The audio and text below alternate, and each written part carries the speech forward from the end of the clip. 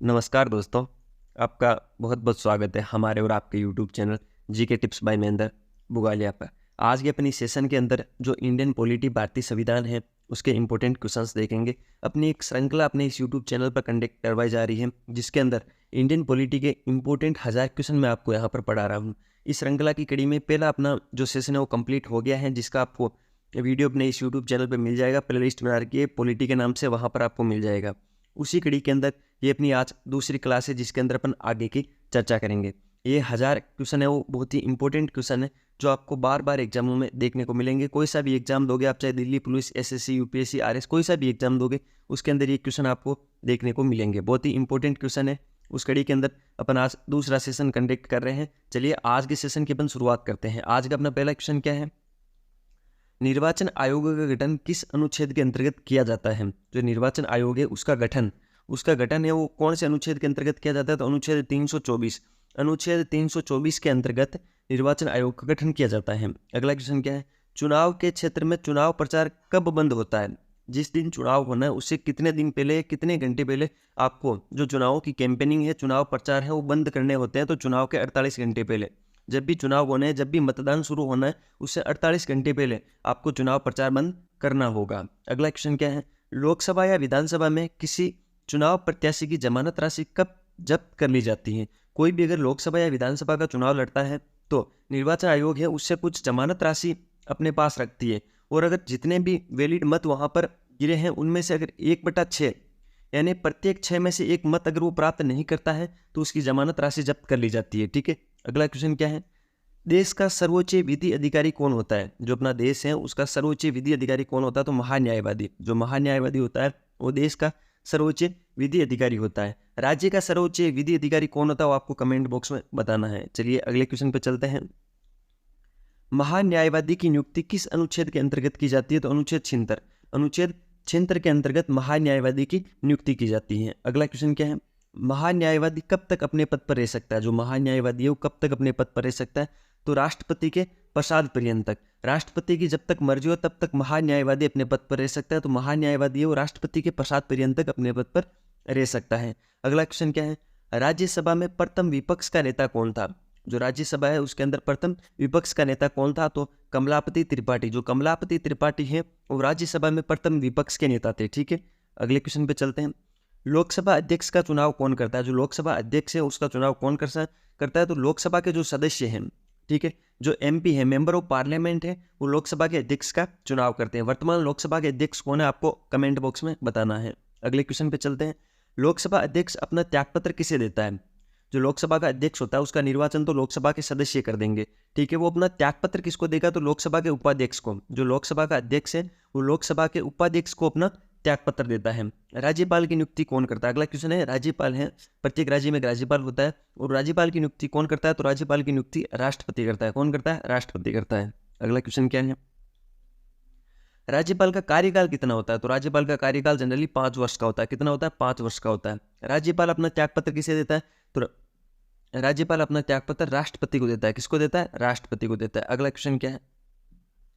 भारत के किस न्यायालय में न्यायाधीशों की संख्या सबसे अधिक है? भारत का कौन सा न्यायालय है जिसमें न्यायाधीशों की संख्या सबसे अधिक है? तो वो है इलाहाबाद उच्च न्यायालय। जो इलाहाबाद हाई कोर्ट है उसके अंदर सबसे ज्यादा न्यायाधीशों की संख्या है। अगला क्वेश्चन क्या है? उच्च न्यायालय के न्यायाधीशों की नियुक्ति कौन करता है? जो उच्च न्यायालय है उनके न्यायाधीशों की नियुक्ति कौन करता है? तो राष्ट्रपति। उच्च न्यायालय के न्यायाधीशों की नियुक्ति राष्ट्रपति करता है। अगला क्वेश्चन क्या है? उच्च न्यायालय में प्रथम महिला मुख्य न्यायाधीश कौन थी? जो उच्च न्यायालय है उसके अंदर प्रथम महिला मुख्य न्यायाधीश कौन थी? तो श्रीमती लीला सेठ। इंपॉर्टेंट है, ध्यान रखना। ठीक है। उच्च न्यायालय में प्रथम महिला मुख्य न्यायाधीश कौन थी? तो श्रीमती लीला सेठ। अगला क्वेश्चन क्या है? मुख्यमंत्री की नियुक्ति किस अनुच्छेद के अंतर्गत आती है?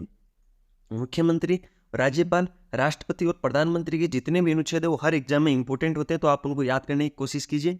मुख्यमंत्री की नियुक्ति वो किस अनुच्छेद के अंतर्गत की जाती है? तो अनुच्छेद 163। अनुच्छेद 163 के अंतर्गत मुख्यमंत्री की नियुक्ति की जाती है। ठीक है। मुख्यमंत्री की नियुक्ति करता कौन है वो आपको कमेंट बॉक्स में बताना है। राज्य के शासन का वास्तविक अध्यक्ष कौन होता है? जो राज्य होता है उसके शासन का वास्तविक अध्यक्ष कौन होता है? मुख्यमंत्री। एक चीज को समझने की कोशिश कीजिए, जिस प्रकार केंद्र के अंदर शासन का वास्तविक अध्यक्ष प्रधानमंत्री होता है उसी तरह राज्य में शासन का वास्तविक अध्यक्ष मुख्यमंत्री होता है, जैसे केंद्र के अंदर राष्ट्रपति होता है वैसे ही राज्य के अंदर राज्यपाल होता है, ठीक है, उनके समकक्ष अपन बोल सकते हैं।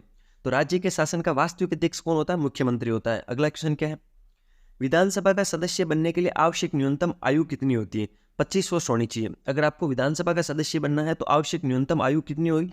25 वर्ष। इसी तरह आप एक फैक्ट और याद कर लीजिए, मुख्यमंत्री बनने के लिए भी न्यूनतम आयु 25 वर्ष होनी चाहिए, क्योंकि मुख्यमंत्री बनने के लिए आपको विधानसभा का सदस्य होना आवश्यक है। तो विधानसभा का सदस्य बनने के लिए अगर न्यूनतम आयु 25 वर्ष है तो मुख्यमंत्री बनने के लिए न्यूनतम आयु भी 25 वर्ष होगी। अगला क्वेश्चन क्या है?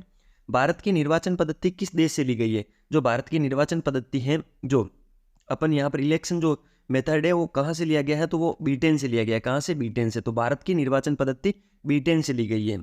आगे चलते हैं। मुख्य निर्वाचन आयुक्त को उसके पद से कैसे हटाया जा सकता है? एक मुख्य निर्वाचन आयुक्त होता है जिसको पद से हटाने की प्रक्रिया पूछी गई है, तो उसको महाभियोग के द्वारा हटाया जाता है, ठीक है। तो मुख्य निर्वाचन आयुक्त को महाभियोग की प्रक्रिया के द्वारा हटाया जा सकता है। अगला क्वेश्चन क्या है?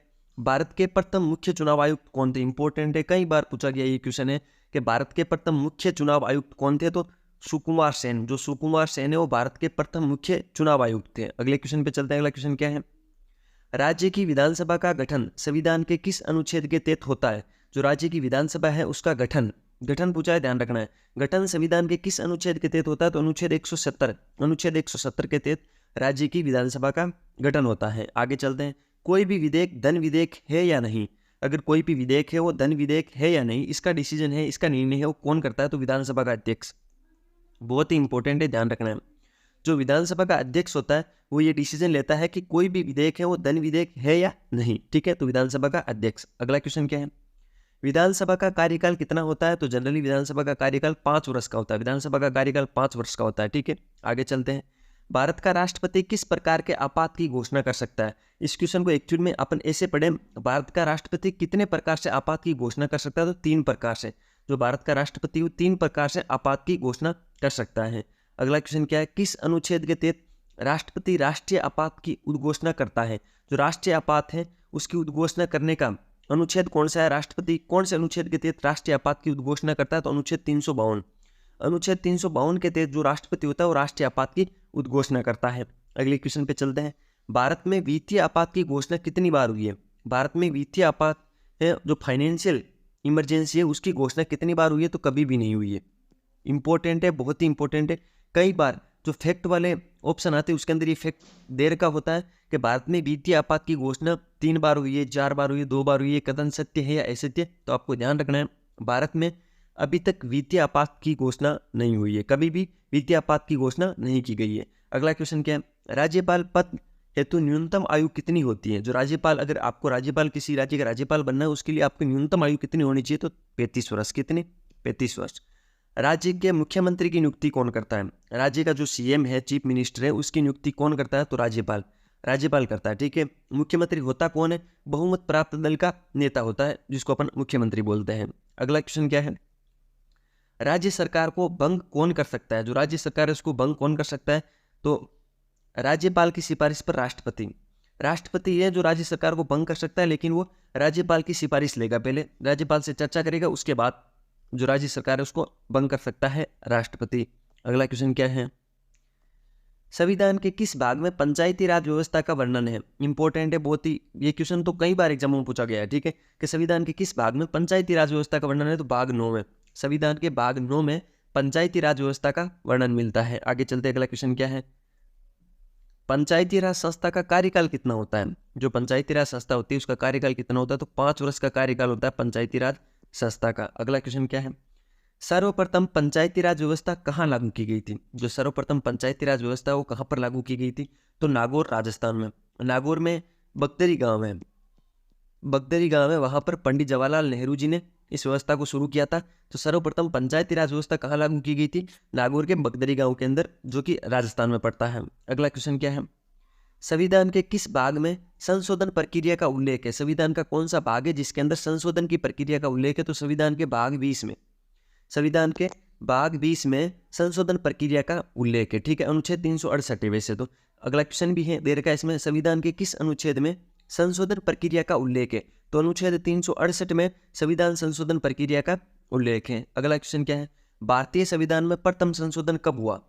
जो अपना पहली वाली क्लास थी उसके अंदर मैंने इसी रिलेटेड एक क्वेश्चन पूछा था, मैंने वहाँ पर बताया भी था आपको। मैंने पूछा था कि भारतीय जो संविधान है उसकी प्रस्तावना में प्रथम संशोधन कब हुआ था, वो मैंने आपको पिछली क्लास में बताया था। अगर आपने अच्छे से पढ़ा तो आप उसको कमेंट के माध्यम से मुझे यहाँ पर बताओगे, हमने यहाँ पर अच्छे से पढ़ा था।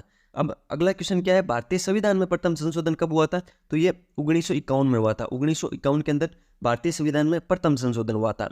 अगला क्वेश्चन क्या है, संविधान संशोधन के लिए विधेयक किस सदन में पेश किया जाता है। अगर कोई संविधान में संशोधन करना है तो विधेयक कहाँ पर पेश करेंगे, बिल कहाँ पर लाएंगे। सबसे पहले तो कहीं भी ला सकते हैं अपन, राज्यसभा या लोकसभा में कहीं भी ला सकते हैं, ठीक है। अगला क्वेश्चन क्या है, कौन सा संशोधन ये बताता है कि मंत्रिमंडल में कुल मंत्रियों की संख्या प्रधानमंत्री को शामिल करते हुए लोकसभा के कुल सदस्यों की 15% से अधिक नहीं होगी। यानी आप कितने मंत्री बना सकते हो, मंत्रिमंडल में कितने मंत्रियों की नियुक्ति कर सकते हो, प्रधानमंत्री को शामिल करने के बाद लोकसभा में जितने भी सदस्य हैं उनका 15% अधिकतम आप कर सकते हो। ये 91वां संविधान संशोधन बताता है, बहुत ही इंपॉर्टेंट फैक्ट है। ये क्वेश्चन की जो लैंग्वेज है वो भी इंपॉर्टेंट है, और जो 91वां संविधान संशोधन है, ठीक है, कॉन्स्टिट्यूट अमेंडमेंट है, ये भी इंपॉर्टेंट है। तो दोनों को ध्यान रखना, इस लाइन को आप एज इट इज याद कर लो, ठीक है। 15% से अधिक नहीं होनी चाहिए, ठीक है। और विधानसभा के अंदर भी यही ऑप्शन है, और इसके अंदर भी 15% दे जगह, और न्यूनतम संख्या 12 दे रखी है। कितनी, 12 दे रखी है। अगला क्वेश्चन क्या है, किस संविधान संशोधन में लोकसभा का कार्यकाल 6 वर्ष से घटाकर 5 वर्ष कर दिया गया। पहले लोकसभा का कार्यकाल 6 वर्ष था, ठीक है। 44वां संविधान संशोधन किया गया और इस कार्यकाल को 6 वर्ष से कम करके 5 वर्ष कर दिया गया। तो वर्तमान में लोकसभा का कार्यकाल 5 वर्ष है, और ये व्यवस्था है 44वें संविधान संशोधन के द्वारा लागू की गई थी। अगला क्वेश्चन क्या है, संविधान सभा का स्थायी अध्यक्ष कौन था। जो संविधान सभा थी, संविधान बनाने के लिए संविधान सभा का गठन किया गया था, उस संविधान सभा का स्थायी अध्यक्ष कौन था, डॉक्टर राजेंद्र प्रसाद। डॉक्टर राजेंद्र प्रसाद उनके स्थायी अध्यक्ष थे। तो ये स्थायी अध्यक्ष कौन थे वो आप मुझे कमेंट बॉक्स में बताओ। अगले क्वेश्चन पे चलते हैं, संविधान सभा में किस देशी रियासत के प्रतिनिधि ने भाग नहीं लिया था। जो संविधान सभा है उसके अंदर कौन सी देशी रियासत है जिसके प्रतिनिधि ने भाग नहीं लिया था, तो हैदराबाद जो रियासत है उसके प्रतिनिधि ने संविधान सभा में भाग नहीं लिया था। संविधान को बनाने में कितना समय लगा था, जनरली क्वेश्चन है, बार बार पूछा जाता है। 2 वर्ष 11 माह 18 दिन, ठीक है, 2 वर्ष 11 माह 18 दिन। अगला क्वेश्चन क्या है, भारतीय संविधान में कितनी अनुसूचियां, जो भारतीय संविधान है उसमें कितनी अनुसूचियां, तो भारतीय संविधान में 12 अनुसूचियां हैं, ठीक है। कितनी, 12 अनुसूचियां हैं। वैसे मूल संविधान में आपसे पूछे तो 8 अनुसूचियां, वर्तमान में 12 अनुसूचियां, 4 अनुसूचियां संविधान संशोधन करके जोड़ी गई है। अगला क्वेश्चन क्या है, कौन सी महिला प्रथम मुख्यमंत्री बनी। प्रथम महिला मुख्यमंत्री कौन है, तो सुचेता कृपलानी। जो सुचेता कृपलानी है वो प्रथम महिला मुख्यमंत्री है, ठीक है। अगला क्वेश्चन क्या है, राज्य की मंत्रिपरिषद की बैठक की अध्यक्षता कौन कर सकता है या कौन करता है।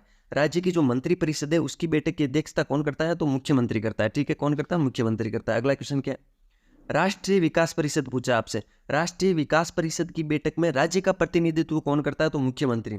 राष्ट्रीय विकास परिषद की बैठक में राज्य का प्रतिनिधित्व है सीएम करता है, चीफ मिनिस्टर करता है, मुख्यमंत्री करता है। अगला क्वेश्चन क्या है, भारत के संविधान की प्रस्तावना या उद्देशिका में किन शब्दों से शुरू होती है। जो भारत की प्रस्तावना है वो कौन से शब्दों से शुरू होती है, तो हम भारत के लोग। ये क्वेश्चन भी कई बार पूछा गया, आपको लग रहा होगा ऐसा क्वेश्चन नहीं पूछा जाता, लेकिन ये क्वेश्चन बार बार पूछा गया है कि भारत के संविधान की प्रस्तावना है उसकी शुरुआत कौन से शब्दों से होती है, तो हम भारत के लोग, हम भारत के लोग। और ये लाइन है वो ऑस्ट्रेलिया से ली गई है, ठीक है। लिखित संविधान की अवधारणा का जन्म कहाँ से लिया गया है, तो फ्रांस। अपना भारतीय संविधान है वो लिखित संविधान है, आप सब जानते हो, और ये अवधारणा कहाँ से ली गई है, ये फ्रांस से ली गई है। कहाँ से, फ्रांस से ली गई है। अगला क्वेश्चन क्या है, भारतीय संविधान संसदीय प्रणाली किस देश के संविधान से ली गई है। जो संसदीय प्रणाली है वो कहाँ से ली गई है, तो इंग्लैंड से। संसदीय प्रणाली कहाँ से ली गई है, संसदीय प्रणाली ली गई है इंग्लैंड से। संसदीय प्रणाली कहाँ से ली गई है, इंग्लैंड से ली गई है। भारतीय संविधान में कौन सी चीज़ कहाँ से ली गई है, ये भी इंपॉर्टेंट है, बार बार इनसे क्वेश्चन पूछा जाता है। तो आप एक इनकी इंडेक्स बना लीजिए कि कौन सी चीज़ कहाँ से ली गई है, उनको आप याद करते रहिए, बार बार उनको रिवाइज कीजिए, आपको याद हो जाएंगे। अगला क्वेश्चन क्या है, भारतीय संघवाद को किसने सहकारी संघवाद कहा। जो भारतीय संघवाद है उसको किसने सहकारी संघवाद कहा है, तो जी ऑस्टिन ने। जी ऑस्टिन ने भारतीय संघवाद को सहकारी संघवाद की संज्ञा दी थी। अगला क्वेश्चन है जो आपके लिए है, आपको इसका आंसर देना है, संविधान में समवर्ती सूची की प्रेरणा कहाँ से ली गई है। ये क्वेश्चन है आज का, आपको कमेंट बॉक्स में बताना है। सारे लोग इसका उत्तर कमेंट में देके जाओगे कि संविधान में समवर्ती सूची की प्रेरणा कहाँ से ली गई है, ठीक है। जो भी राइट आंसर देगा उसका कमेंट है वो उसमें उसको पिन कर दूंगा। मिलते हैं इसी श्रृंखला के अंदर अपन अगली कड़ी के अंदर। 1000 क्वेश्चन है, बहुत ही शानदार 1000 क्वेश्चन मैंने आपके लिए तैयार किए हैं। इन क्वेश्चनों के अंदर आपकी पॉलिटी कंप्लीट हो जाएगी, ठीक है। कोई सा भी एग्जाम दोगे पॉलिटी में कोई दिक्कत नहीं आएगी। पढ़ते रहिए, आपको ये पीडीएफ चाहिए तो ये मिलेगी आपको GK tips by Mahendra Bugalia की टेलीग्राम चैनल पर। टेलीग्राम चैनल ज्वाइन करने के लिए वीडियो के डिस्क्रिप्शन में आपको टेलीग्राम चैनल की लिंक दे देंगे।